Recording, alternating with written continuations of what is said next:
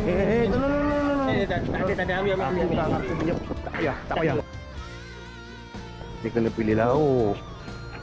Si ayam, ayam goreng. Ni lepong. Ini tu ni.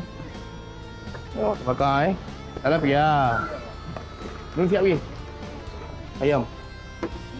Itik. Tahu apa? Tak pedas. Oh, benar tu. Ambil tu. Tak. Bawa boleh awak. Bawa. Bagi resit Boleh. 179 bagi resit. Alright. Thank you. Kita dah payment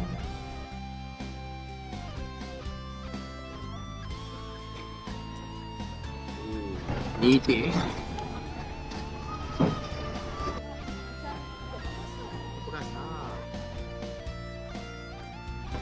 Potong dia.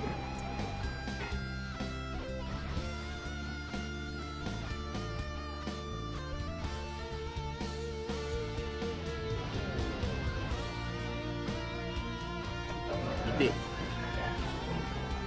Korang nampak ni set dulang kuih lama. Ada kuih baulu, kuih bakar, kering, 2 kopi. Orang ni nak bagi RM20 satu dulang ni.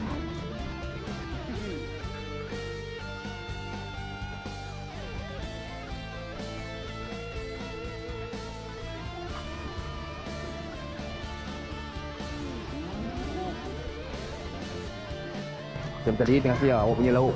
Best lah. No, no, no, no, no. Tak ada, ambil. Tak payah, tak payah. Aku dah bagi, kau ambil. Tak payah. No, no, no. Bak sini poket kau. Simpan. No, no, no, no, no. Simpan. Okey, sedekah dulu. No, no, no, no. Simpan. Boleh untuk beli barang lain.